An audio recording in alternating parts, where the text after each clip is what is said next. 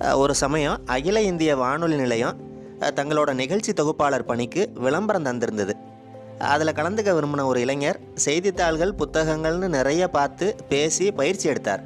அந்த வேலைக்கு அவர் நேர்காணலுக்கு போனார். தன் மனதுக்கு உட்பட்டு நல்லா செய்தார். ஆனால் அவரை தேர்வு செய்யலை. காரணம் கேட்டார்.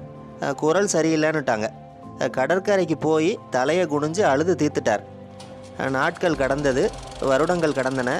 அமிதாப் பச்சன்கிற நடிகராக, இயக்குனராக அவர் புகழ் பெற்றிருந்தார்.